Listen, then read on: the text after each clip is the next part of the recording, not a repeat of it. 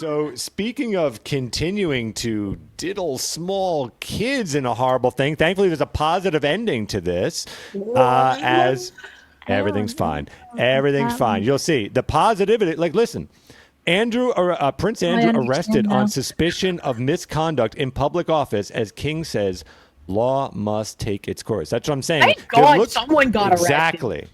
This is my point. Have you guys heard this? Have you just seen this news that happened? I think actually I read the little TLDR real fast. Okay. Can you zoom in, Phoenix? But also I noticed that the king supposedly was not aware of his arrest prior to the arrest actually happening, which I'm kind of calling sus on because it's the King of England. It's like, yeah, right? Your brother is being arrested.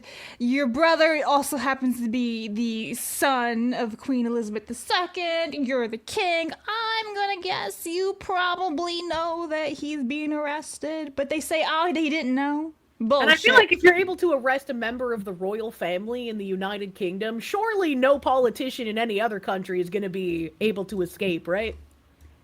Yeah, I don't know about that. Yeah. Well, I'm going to read because I actually have I'd love to discuss something about this, but real quick, some bullet points here. Andrew Mountbatten Windsor has been arrested and is in custody on suspicion of misconduct. Oh, yeah, I got it. Misconduct in public office. The king's brother was arrested at 8 GMT on Thursday morning at the Sandringham estate in Norfolk. These are right, Sandringham. I'm trying to be Craig here. I'm doing expertly. Thank you very much. That's great. That's great. Thank you. You're doing a great job. His arrest, this is important. His arrest means police have the right to take a custody picture, his fingerprints, and DNA. Our correspondents look at what else might happen. Meanwhile, King Charles did not respond to questions about Andrew's arrest as he attended an event in central London. Earlier, the king, who was not told of the arrest in advance, released a statement saying, the law must take its course. Prince William and Catherine are understood to support his remarks. And finally, police are searching addresses in Berkshire and Norfolk, including the Royal Lodge in Windsor, where the former prince lived until recently. I actually want to talk a little bit about this. Is this encouraging for everyone? Do we think it's going to stop here? So obviously we've released a lot of these Epstein files, and everyone said nothing's going to happen. Nothing's going to come of this. Now we see this guy, who, by the way, I don't know how creepy y'all know he is. Remember when the allegations came out and the woman against him said something like he sweated profusely on me, and then he said, well, that couldn't have been me because I medically can't sweat. Do you remember that conversation? No. Yeah. So that was his defense. Don't quote me exactly. Look into it. But what the person that had potential harm against them had said that Prince Andrew here, was sweating all over me. And then in an interview, he said, no, impossible, because medically at the time, I couldn't sweat. That was his big defense. And now finally... he's a pig in real life. Yep. So here we see finally some action. Are any of us encouraged? And what do we think happens next? No, he's not going to do anything. He's literally the king's brother. He will get it out, and that's it. Panel? Nothing? I'm just traumatized by that entire thing. I'm trying to process it because it's kind of hard to think of like what would happen. I mean, you could obviously hope for the best that, you know, somebody would be held accountable for something so awful, but I really have no clue. Did anyone think that this was going to happen? Because to me, this is actually very encouraging. You're actually finally seeing something. I think it's encouraging that he's getting arrested, but I want to see more than just arrest, right? Because in the U.S. right now, it doesn't seem to matter how many times we arrest somebody because, like, the DA lets them go or a judge lets them go. They're just like, oh, you were too stupid to know that raping someone to death was a bad thing. Let's just let you back out in the community. You know? Like, it's encouraging that something happened. But I want to see more than just the initial arrest before I actually start being like, yeah, let's go, buddy. And I mean, like I said earlier, I would hope that arresting somebody who's part of a royal family who's always looked as if they're protected and insulated from everything means that politicians will actually start getting arrested as well. I don't think they will, but I would like to hold on to that glimmer of hope. I would like to see that. Okay. Is this happening Well, is this happening because he's not a prince now? Isn't he like not with that title anymore? So he doesn't have the title, but he's still in the royal family. Like he's still royal blood, right? Yeah. I don't know. The nothing ever happens crowd might be sweating a bit. I'm in that crowd where I'm like, nothing happens ever, but hey, this is a good start. I agree. I would like to see more happen before I cheer for it, though, because it's easy enough to arrest someone, but to actually convict them of everything is a whole other story. So, yeah, I think there's not going to be a high consequence, especially when people are able to throw around their royalty, their money, their status, everything around. I just don't see this going very far or this person actually getting fully punished for what they've done. Do you think this is actually, because obviously this isn't in the U.S. Do you think anything's going to happen here in the U.S.? I have no faith in the court system whatsoever. That's really where I come from with this. It is so completely rooted and corrupted. I just have no faith that anything really impactful is going to happen. All of these people should be having things happen to them that I can't even say on YouTube. That's where I stand. Yeah, I always have to preach for the peaceful option, even if it feels like the only option is to invoke my French bloodline, as it were. Well, this story does get a little bit deeper. So we've had, I'm sorry, it wasn't Prince Andrew. This was just Mr. Andrew, if you will. But, and if I can share my screen properly here, did you hear about Whoopi Goldberg and her relationship to potentially the Epstein files? Anyone heard of this? I did not. No, I didn't even know she had a relationship. But I just want to point out, did you guys know that Whoopi's real name is Karen? I did not what? know that. I did not know that. Her real Is she name, That's the actually a bigger Goldberg? story. her real name is actually Karen, and it's spelled Caryn. I was gonna say, I've never met a black lady named Karen. How is it spelled? Yeah. I answered your questions. Yeah, her name is Karen Elaine Johnson. Wow, that's potentially the bigger offense in this whole story. That's Why a did she horrible pick name and spelling. Goldberg as her stage name? Well, because the Hollywood is owned by a particular Jewish. group and probably felt that maybe that she could trick them into thinking that she was Jewish. I think the greatest thing that's not on my bingo card would be if Whoopi came out as a black Hebrew Israelite. Yakub. Yakub, my father.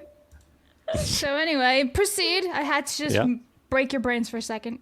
No, that again, that's potentially even more terrifying than this story. All right, so I know nothing about this, so we're going to read along at the same time. So from David J. Harris Jr., new Whoopi Goldberg finally addresses her name appearing in Epstein documents and insists being listed does not mean guilt. Behar, anybody can be on this list. Whoopi, anybody? Well, this is my point, because I'm telling you, when I tell you people are trying to turn me into, I wasn't his girlfriend, I was his friend. That's a very good Whoopi Goldberg impersonation. Thank you. Haynes, so I don't know what she sounds like. A lot of the reasons your name can be mentioned on news articles, third-party emails, contracts. Again, wealthy, famous people often cross in professional and social circles. So that's not the surprising part. In defending herself, she basically defended Trump as well. So we've got a little bit of a clip here. Let's take a listen. Here we go. Now, in the name of transparency, can you put up my name? My name's Karen. Is in the files. Yeah. Yes. And what does it say? It says, Whoopi needs a plane to get to Monaco. John Lennon's charity, it should say Julian Lennon's charity, is paying for it. They don't want to charter, so they're looking for private owners. Here's the info. And they give all the information, and they're saying, do you want to offer your G2? Okay. And it looks like they said no thanks. Yeah. So in other words, anybody can be on this list. Well, this is my point, because I'm telling you, when I tell you people are trying to turn me into, I wasn't his girlfriend, I wasn't his friend. You were too old for him. I was not only too old, but it was at a time, where this is just not. Did she just make a joke about being too old to get Epstein's interest? Damn, Kind of sound like it, yeah. Yeah, the other lady did. I was gonna say, do you have any idea how angry these witches would be if someone else made that joke? Yeah, exactly. Absolutely. This entire clip is like, oh, now we're gonna find every excuse on his son and say, look, guys, anyone can end up on the files, and all. It's just like it's so exhausting because if she wasn't on there, they wouldn't care. Trump in the files is like, I hate this guy. Let's find a way to take him down. Oh, he's working with the police to get me arrested. Oh, he said Ghislaine Maxwell's a terrible person. It's just like, they keep screeching and trying to find something, and they don't have anything, and yet everyone just parrots, if you support Trump, you support a pedophile. Well, and I'm curious, too, about this as far as, like, okay, like, so I understand what Whoopi's saying. Like, listen, there's going to be any mention of a person's name is, you know, that has nothing to do with being on the island or anything like that. Look, their name could be in there and it's unrelated.